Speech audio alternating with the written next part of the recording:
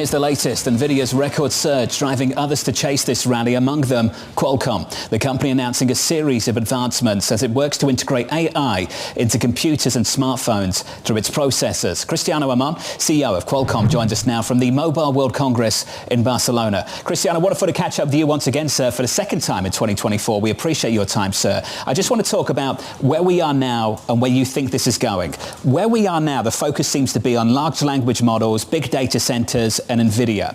Talk to me about the next phase of this and ultimately where you and the team fit in. Very good. Look, good talking to all of you. Yes, a lot of excitement here in Mobile World Congress. A lot of new phones being launched with Gen AI. And I think the answer to your question is we're in the very beginning of the cycle. But like everything in computing, you saw a lot of things starts in the data center, starts into the cloud, and then go to the distributed devices. And I think what we have seen happening in the cloud for the past couple of years and accelerating right now, we're just starting to see the beginning of that happen in the devices. A lot of new use cases.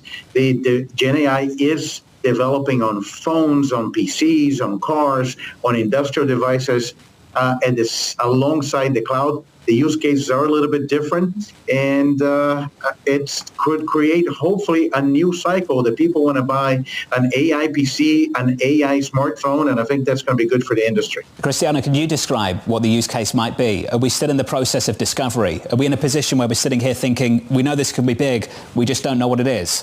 Yes. No, this is good. What is interesting is you're starting to see some use cases now being available commercially. Some of the devices that get launched, you see things like, for example, live translation. You can call somebody and you speak in English, they hear in a different language, they speak in a different language, you hear back in English, and you see those large language models doing translation in real time. Some interesting thing happening on Android with Circle to Search, how it's changing photography, and those are some of the consumer applications. There's a lot of other implications for productivity as well. One of the most interesting thing, and it shows the transformation of our company. Every year we'll come to Mobile World Congress and we talk about a new cellular modem. And yes, we did that. I think we announced the most advanced 5G modem. But the biggest announcement from Qualcomm as the show was an AI hub. And that gives you an idea of how fast this is evolving. We get 75 models. We have models from OpenAI. We have models from Meta. We have models in open source where there's audio, video, image. Those are available for developers. They can start writing an application, integrate the model to the app, and push to the app store of Android and starting commercializing those things with all of the Snapdragon devices. And that's showing that we're at the beginning of something very interesting here. You mentioned Android. You didn't mention Apple. And I'm curious, they just announced that they're getting out of electric vehicles and they're going to invest more in artificial intelligence.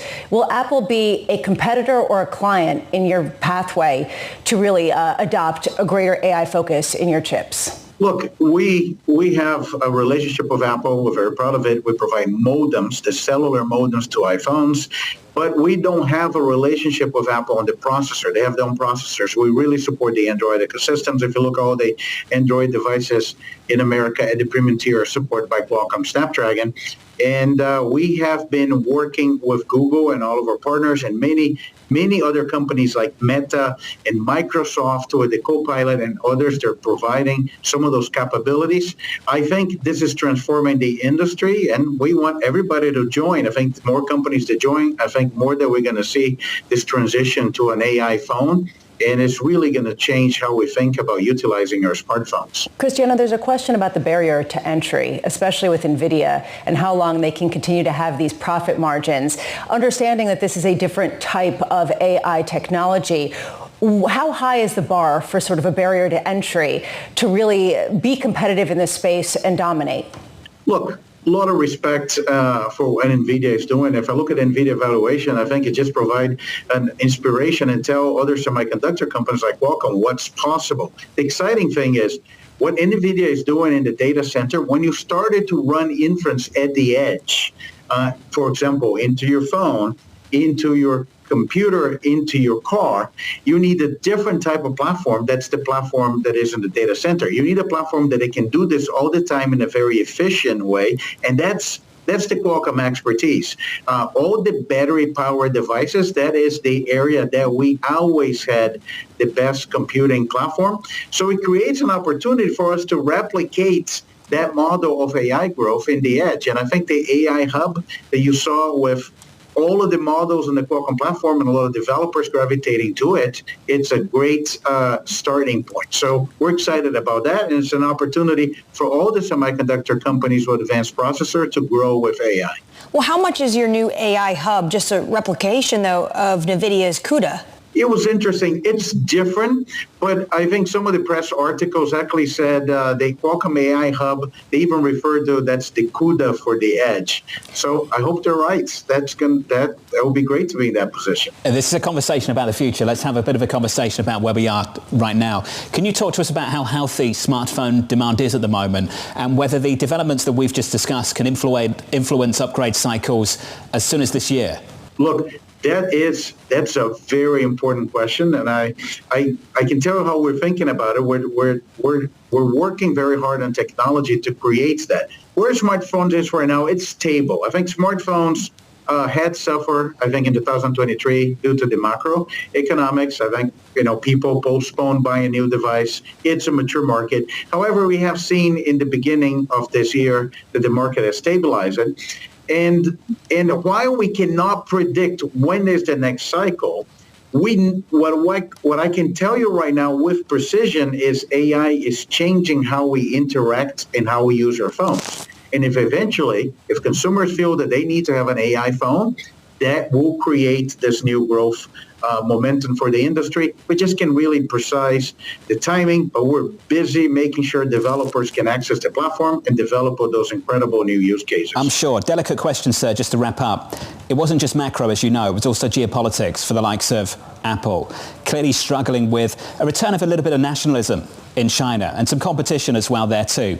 Do you think you have to pick a country to be in right now, China or the United States, or do you think it's sustainable to say we can be in both markets? Look, we get this question all the time, I think because of the geopolitics. Here's the simple answer. If you are a semiconductor company and you have a leadership position, your product is highly differentiated, you're not in the commodity business, not only are you going to have a big business in the United States, you're going to have a big business in Europe, but you're going to have a big business in China. It's just a function of GDP. So as the company has diversified and went into phones, into PCs, into automotive, we also saw that expanding our China business as well. We have now a strong position with the China EV market. So in one way, I think we have seen our business grow in China regardless of geopolitics, and it has everything to do about having a leadership position. Let's pick up this conversation closer to November if we can. Cristiano, appreciate it, sir. I've got to go to the commercial break. Thanks for being with us. Cristiano Amon there, the Qualcomm CEO from New York City this morning. Good morning. This is Bloomberg.